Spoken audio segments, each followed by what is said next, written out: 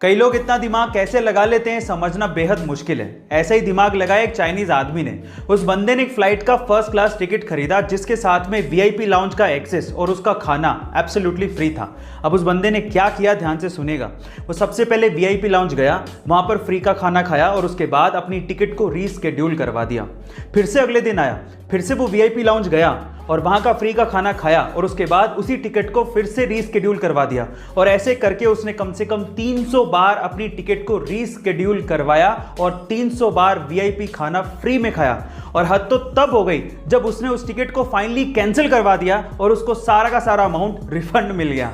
हद हो गई। गाइस, आपको इस बंदे के दिमाग के बारे में क्या कहना है? आजकल तो बहुत सारे मोबाइल अच्छी टेक्नोलॉजी के साथ सस्ते दामों पर अवेलेबल हैं, लेकिन क्या आप सबसे पहले मोबाइल के बारे में जानते हो? चलिए मैं आपको बताता हूं। एक्चुअली सबसे पहला मोबाइल आया था 1983 में, जिसका नाम था डायनाटेक 8000X। अब इसकी खास बात क्या थी? इसकी खास बात यह थी कि यह मोबाइल 10 घंटे में चार्ज होता था और उससे भी बड़ी बात यह थी कि 10 घंटे चार्ज करने के बाद भी इसकी बैटरी लाइफ सिर्फ 30 मिनट की थी, यानी कि हर 30 मिनट के बाद इसे फिर से 10 घंटे के लिए चार्ज करना पड़ता था।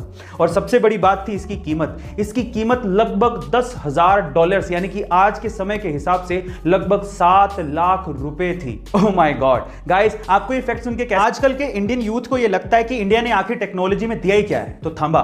सबसे पहले है यूएसबी, जिसकी फुल फॉर्म है यूनिवर्सल सीरियल बस।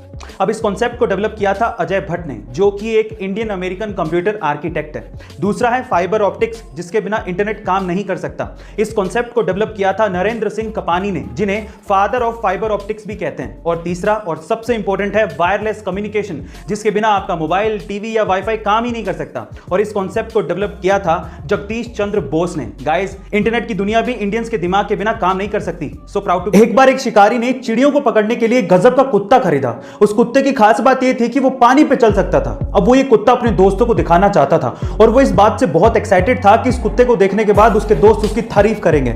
अब एक दिन उसने अपने दोस्तों को बत्तखों का शिकार करने के लिए बुलाया। उसके दोस्त आए और बंदूक से 2-3 बत्तखों को मार गिराया जो कि पानी में गिर गई थी। अब उसके बाद अपने कुत्ते की कलाकारी दिखाने के लिए उसने अपने कुत्ते को हुक्म दिया कि जाओ वो बत्तखों को लेकर आ।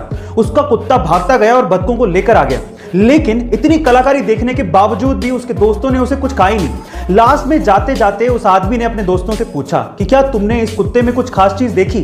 तो पता है उन दोस्तों ने क्या कहा? उन दोस्तों ने कहा कि हाँ, एक खास चीज देखी है, तुम्हारा कुत्ता तैर नहीं सकता। गाइस, कई लोगों को हर चीज में नुक्स निकालने की आदत होती है। ऐसे लोगों से हमेशा दूर रहना चाहिए। महिलाओं को सजने संवरने और सुंदर दिखने का बड़ा शौक होता है और इसके लिए वो खूब पैसा खर्च करती हैं। और इसी कॉस्मेटिक इंडस्ट्री में एक कंपनी बड़ी फेमस है जिसका नाम है लैक्मे।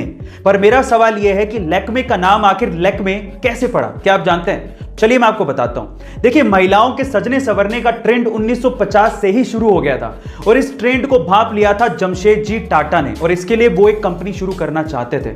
हमारे इंडियन ट्रेडिशन में सुंदरता का पर्याय माना जाता है गॉडेस लक्ष्मी को, और लक्ष्मी को फ्रेंच में बोला जाता है लैक्मे।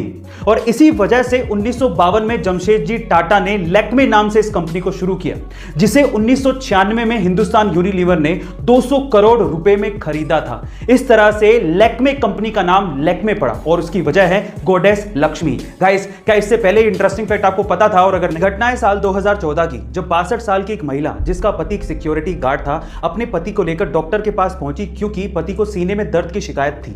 डॉक्टर ने देखने के बाद कहा कि इनका चेकअप करना पड़ेगा, जिसके लिए 5000 रुपयों की जरूरत पड़ेगी। लेकिन उस वक्त उस महिला के पास इतने पैसे थे ही नहीं। तब गांव वालों ने बताया कि हमारे गांव में मैराथन होने वाली है और जीतने वाले को 5000 रुपए मिलेंगे। फिर क्या था? ये महिला साड़ी और चप्पल पहनकर मैराथन में पार्टिसिपेट करने के लिए पहुंच गई।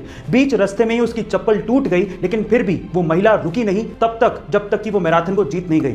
और जीतने के बाद जब उसे 5000 रुपए मिले तो उन पैसों से उसने अपने पति का इलाज करवाया। गाइस, ये कोई फिल्मी कहानी नहीं है, ये रियल घटना है और उस महिला का नाम है लता भगवान खरे। गाइस, इस महिला की दिलेरी के बारे में आपका क्या ख्याल है? कमेंट सेक्शन में जरूर लिखेगा और ऐसे अमेजिंग वीडियोस के लिए शेयर, सब्सक्राइब एंड लाइक। मिलता है अगली वीडियो में।